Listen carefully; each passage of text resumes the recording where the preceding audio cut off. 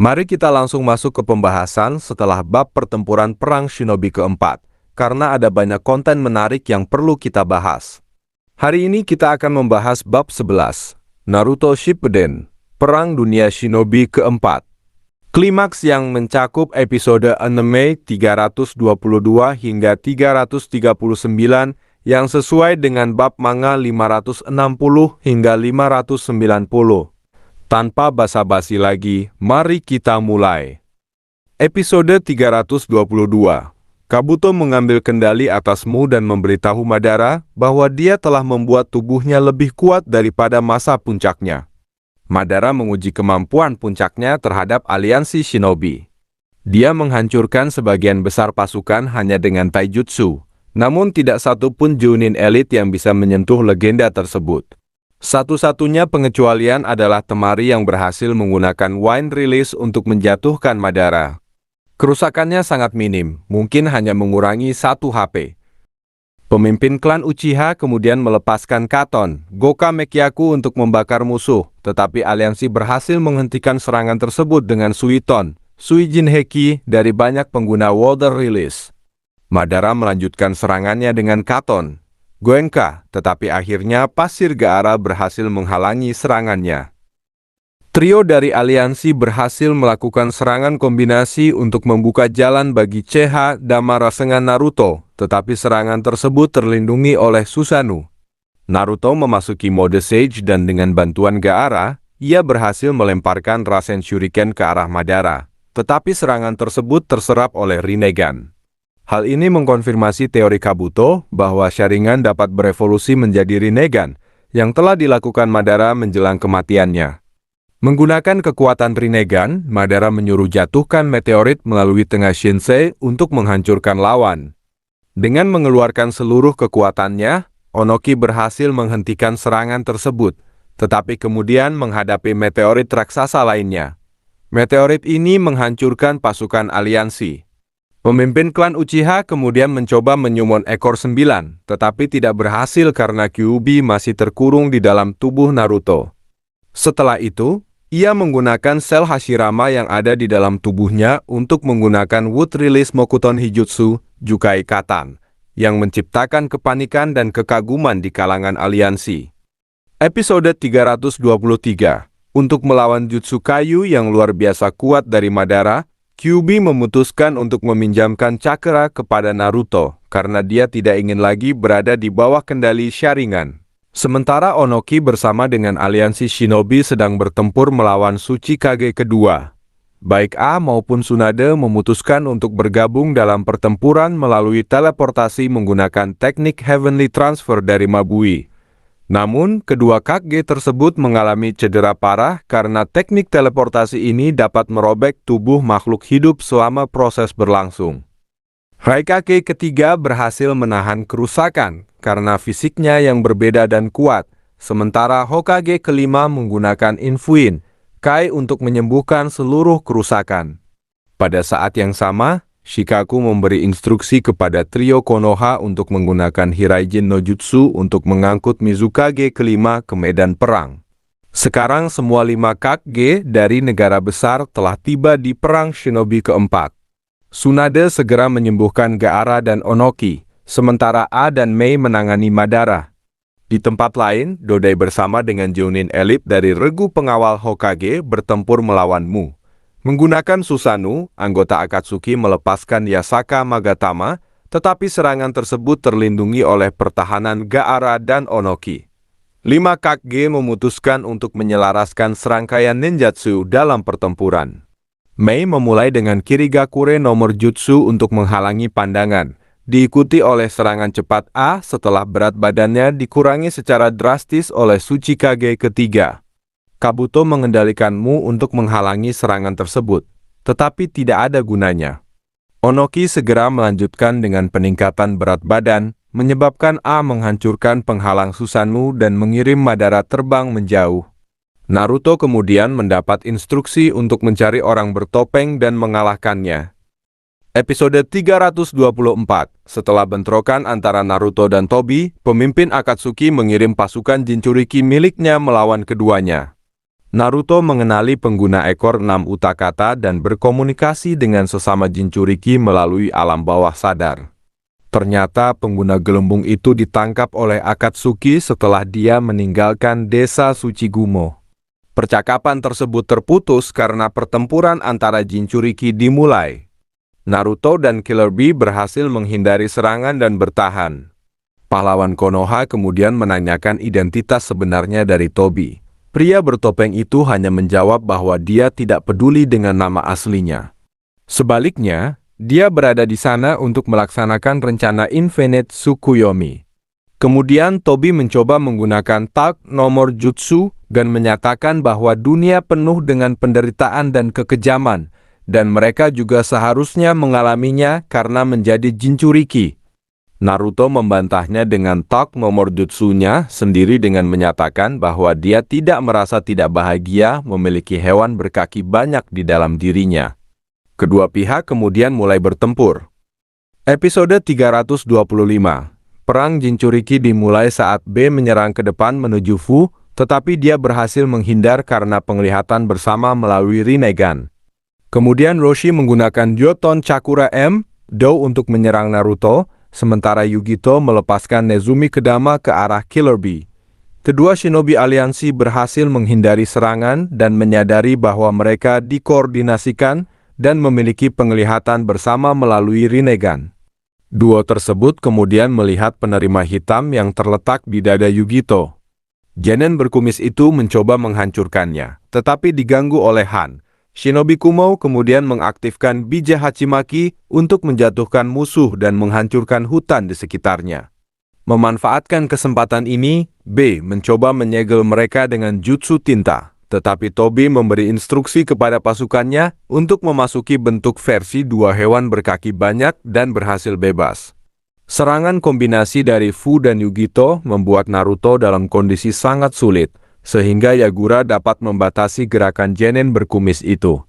Pada saat yang sama, Roshi menyerang targetnya diikuti dengan serangan tanduk dari Jinchuriki ekor 5 Han, yang mengirim Killer Bee terbang di seluruh medan perang. Tobi mencoba menangkap Naruto, tetapi dihentikan oleh Kakashi dan Guy. Episode 326, menggunakan kekuatan baru dari Eternal Mangekyo Sharingan, Sasuke membakar Zetsu putih dengan Enten, Susanoo Kagutsuchi dan meninggalkan tempat persembunyian. Kembali ke medan perang, Guy dan Kakashi bergabung dalam pertempuran. Shinobi peniru menduga bahwa Tobi menggunakan rantai cakra untuk mengendalikan hewan berkaki banyak. Hewan berkaki 5 menjerit meminta bantuan di dalam tubuh Jinchuriki yang terdengar oleh baik Naruto maupun hewan berkaki 8. Kyuubi kemudian mengingat tindakan manusia dan membenci cara mereka memperlakukan hewan berkaki banyak seperti senjata perang dan menjebaknya seperti hewan peliharaan untuk kepentingan mereka sendiri, seperti yang dilakukan Madara. Tobi kemudian memerintahkan Roshi dan Utakata untuk berubah sepenuhnya menjadi bentuk hewan berkaki 4 dan 6, yang menyebabkan hewan berkaki 4 menelan Naruto hidup-hidup. Akibatnya, Genin berkumis itu bertemu dengan hewan berkaki 4 yang terikat rantai di alam bawah sadar. Setelah percakapan singkat antara keduanya, hewan berkaki 4 menyadari bahwa Naruto berbeda dari Jinchuriki lainnya. Dia benar-benar peduli dan ingin mengenal mereka serta pada akhirnya membebaskan mereka dari Akatsuki. Raja Kung raksasa itu memutuskan untuk memberitahukan nama aslinya, Son Goku, sebagai tanda rasa hormat. Genin berkumis itu kemudian mengetahui bahwa semua hewan berkaki banyak memiliki nama unik masing-masing dan Kyuubi bernama Kurama. Raja Kera itu meminta Naruto untuk melepaskan rantai cakra yang menjebaknya. Episode 327, Kera itu mengatakan bahwa dia belum bisa sepenuhnya mempercayainya, dan pahlawan Konoha menerima hal itu dengan baik. Saat Genin berkumis itu mencoba membebaskan Son Goku, Kurama percaya bahwa Jinchuriki tidak akan pernah bisa membentuk ikatan dengan hewan berkaki banyak. Dia kemudian mengingat masa lalu Naruto, pertempurannya, perjuangannya, dan akhirnya sejumlah kemenangan yang tampak mustahil yang diraihnya. Episode 328. Kembali ke medan perang, Tobi berniat untuk menarik kembali Raja Kung raksasa dan menyerap hewan berkaki 2, tetapi dihalangi oleh campur tangan hewan berkaki 8. Tak lama kemudian, Naruto berhasil membuat Raja Kera itu muntah dengan menciptakan banyak klon bayangan di dalam tubuh hewan berkaki banyak. Sun memberitahu Shinobi Konoha di mana lokasi batang cakra hitam berada. Naruto memasuki mode cakra ekor 9 dan berlari untuk melepaskannya. Pemimpin Akatsuki mencoba menghalangi tindakan musuh. Pada saat yang sama, Kyuubi semakin mengingat tindakan masa lalu dan pidato Naruto. Akhirnya menyadari bahwa mungkin dia benar-benar berbeda dan ingin membantu mereka. Pahlawan Konoha mulai menarik batang hitam dari tubuh Sun sambil memberi instruksi kepada klon di dalam tubuh hewan berkaki banyak untuk memasuki mode Sage dan mendorong logam tersebut dari dalam keluar. Episode 329, pahlawan Konoha berhasil menarik batang hitam dan mereka saling menyampaikan perasaan satu sama lain. Pada akhirnya, Jinchuriki dan hewan berkaki banyak yang tersisa sepakat bahwa Naruto mungkin orang yang mereka cari. Episode 330, baik Guy maupun Kakashi terkejut dengan seberapa cepat kemajuan Naruto, membuat mereka merasa tua. Tobi melihat ada cairan di pakaiannya, tetapi kemudian menunjukkan kehebatan dirinya dengan menyatakan bahwa itu hanya air hujan, dan mengapa dia harus merasa gugup. Kembali ke markas besar, Shikaku ingin menunjukkan keberanian dan kemajuan Naruto untuk memotivasi pasukan aliansi. Hal ini akan memberi beban besar pada utusan Inoichi, ayah Aino, tetapi dia sangat bersedia untuk mengorbankan sebagian hidupnya agar semangat pasukan meningkat dan perang segera berakhir. Sejumlah besar rekannya dan pasukan shinobi memutuskan untuk menuju ke arah pahlawan Konoha dan membantunya. Episode 331. Kembali ke desa Konoha, Konohamaru dan tim Ebisu sedang melakukan patroli di sekitar desa untuk keamanan. Tiba-tiba mereka mendengar teriakan kemarahan dari seorang tahanan berambut merah karena kehilangan Sasuke. Karin memainkan peran sebagai korban dan menunjukkan ketidakstabilan mental untuk melemahkan waspada para shinobi sambil merencanakan untuk melarikan diri. Sementara itu, Suigetsu dan Jugo telah tiba di tempat persembunyian Orochimaru. Selama masa rampokan mendadak Jugo, pengguna air berhasil menahannya dan pada saat yang sama menemukan gulungan yang berisi informasi penting. Kembali ke Sasuke, dia dihadapkan oleh sekelompok Zetsu putih, tetapi dengan mudah mengalahkan mereka dan menggunakan Getsu untuk mengetahui apa yang terjadi selama perang. Kemudian ia memasuki masa yang penuh emosi. Episode 332. Sementara itu, pertempuran antara Kage dan Madara semakin intens. Onoki melepaskan golem batu raksasa ke arah target, tetapi dengan mudah dilawan oleh Wood Release Madara. Gaara dan Onoki mengangkat 3 Kage untuk mencegah serbuk sari beracun dari pohon tersebut. Pengguna Sharingan berhasil mengecoh lawan dan menjatuhkan mereka ke dalam hutan menggunakan Susanoo. Ia segera membakar mereka dengan Katon, GK Meshitsu, membuat para Kage pingsan akibat efek serbuk sari. Selama berada di alam bawah sadar, Onoki mengingat ajaran untuk menjadi tangguh dan kuat seperti simbol desa Iwa, monumen batu dari Suci Kage pertama. Hal ini membangkitkan semangat veteran itu dan dia melepaskan Jinton untuk menghancurkan hutan dan menyerang Madara. Akibatnya, semua Kage kembali sadarkan diri. Selama proses pemulihan, pemimpin klan Uchiha mengungkapkan tubuh Hashirama yang berada di dadanya. Hal ini mengejutkan semua orang yang ada di sana. Pengguna Sharingan memutuskan untuk menghilangkan Tsunade terlebih dahulu dan menyatakan bahwa dia lemah dan menyedihkan dibandingkan dengan kakeknya. Ia membantahnya dengan menyatakan bahwa dia telah mewarisi sesuatu yang lebih kuat dari DNA Shirama, yaitu tekad api. Kembali ke hutan, Sasuke berhasil menemukan Itachi, tetapi kakaknya menolak untuk berbicara dengannya karena ia sedang mencoba mencari lokasi persembunyian Kabuto. Episode 333. Akhirnya, shinobi yang telah dibangkitkan kembali tiba di lokasi Kabuto dan segera meminta sang master ular untuk menghentikan ninjutsunya. Kabuto menolak dan keduanya kemudian bergabung dengan kedatangan Sasuke. Episode 334. Duo mantan shinobi Konoha memutuskan untuk bersatu untuk melawan Kabuto. Keduanya memulai serangan dengan melepaskan Susanoo ke arah target. Saat pertempuran berlanjut, Kabuto mengungkapkan bahwa dia telah menggunakan penelitian Orochimaru untuk menanam berbagai teknik langka di dalam dirinya, seperti hidrifikasi Suigetsu, kemampuan penyembuhan Karin, dan penyerapan energi alam Jugo, serta dia mampu menggunakannya dalam pertempuran. Kita juga mengetahui bahwa Kabuto telah berlatih di bawah bimbingan bijak ular putih untuk menguasai mode Sage. Sang Master Ular kemudian berevolusi menjadi bentuk naga melalui mode Sage. Kabuto mengaktifkan Senpai, Hakugeki no Jutsu untuk mengganggu penglihatan dan pendengaran kedua anggota klan Uchiha sambil menggunakan energi alam yang kuat untuk melawan keduanya. Ia kemudian menargetkan Sasuke, tetapi dihalangi oleh Itachi. Kakaknya kemudian memberitahu Sasuke untuk melaksanakan rencana penangkapan yang mereka buat dulu kala. Duo tersebut menjalankan rencana dengan sempurna, menyebabkan Kabuto menyerang klan bayangan dan memungkinkan Itachi untuk memotong tanduk Kabuto.